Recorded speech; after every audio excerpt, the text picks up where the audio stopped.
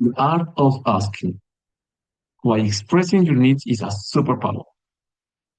We are often raised with a silent expectation that if we are good now, hardworking now, or loving now, the world will instinctively provide what we need. We hope our bosses will notice our exceptions and offer a bonus. We wait for our partners to intuit that we need a hug after a long day. We expect friends to know we are struggling without us saying a word.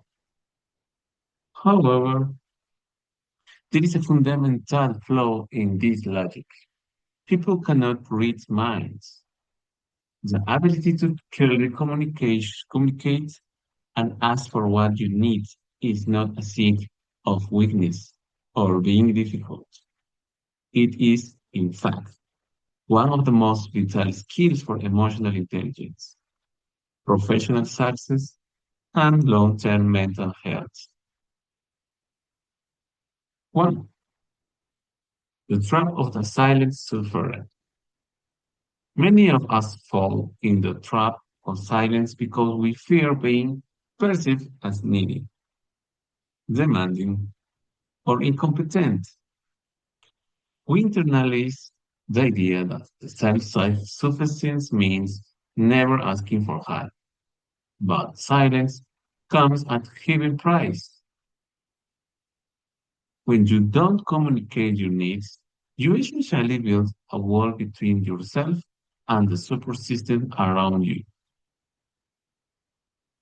This leads to resentment. You start to feel bitter toward people who should have known better,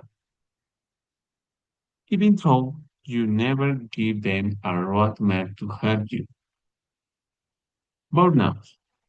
In professional settings, taking one more time you can handle because you are afraid to ask for deadline extension or more structured cures is a one-way ticket to exhaustion.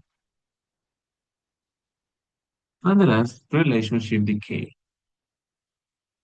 Relationships thrive on clarity.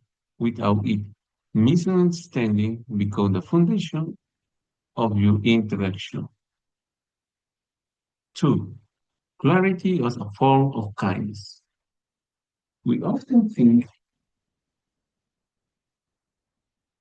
we often think that by not asking for things, we are being easygoing or low maintenance. And really, being vague or silence is actually harder for the people around you.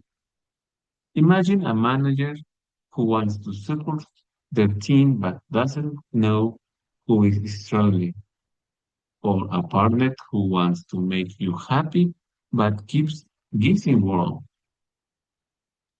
By stating your needs clearly, you are actually removing the guesswork for what? You are giving them the answer key to something in their relationship with you.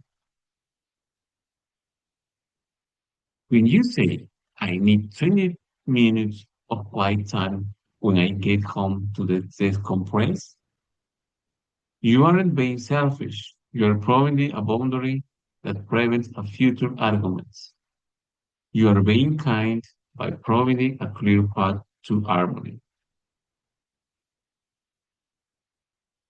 3. Professional growth. The closest modern game is in the workplace. The importance of asking for what you need cannot be overstated. Whether it's a rise, a promotion, mentorship, or simple better software, do your job. Those who speak up are generally the ones who move forward.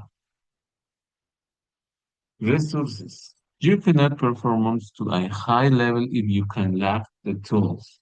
Asking for the budget or a new hire isn't admitting failure.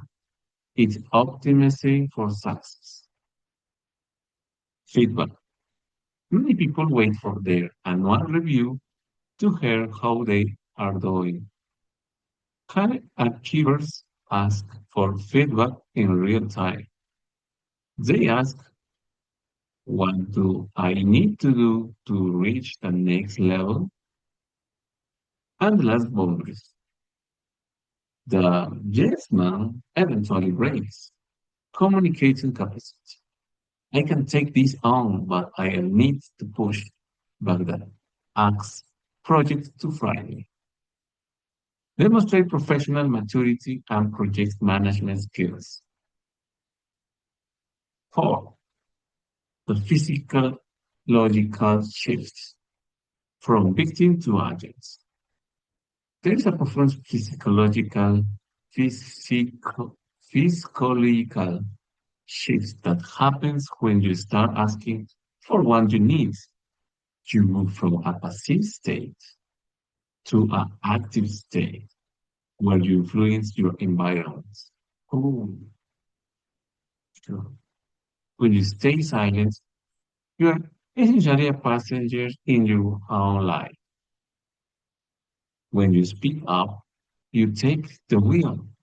This builds self-efficacy, the belief in your own ability to handle the situation and produce a desired result, even if the answer to your request is no. The act of asking reinforces your worth.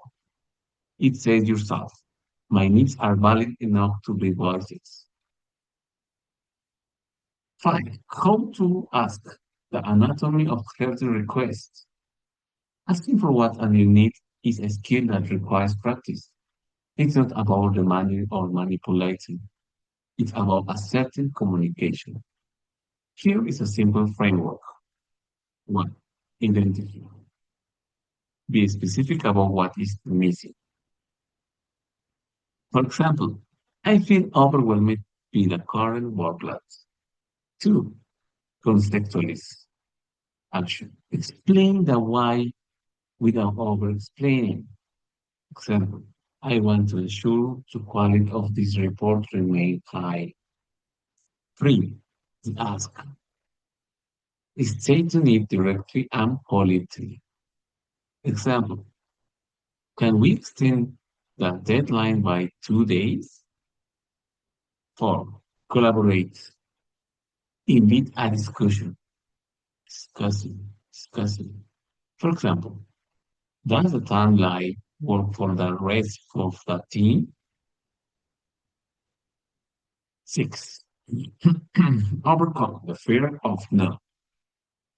The biggest barrier to asking is the fear of rejection.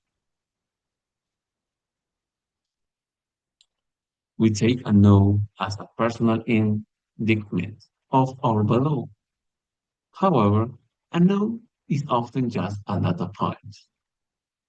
If you ask for a rise and the boss says no, you now have vital information. Either the company doesn't have the budgets or they don't value your role at the price yet.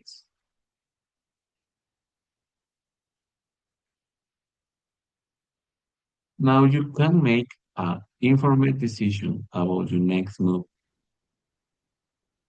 If you never ask it, you'll just be stuck in the maybe zone, which is a much more stressful place to live. Seven, extremely vulnerability. Vulnerability.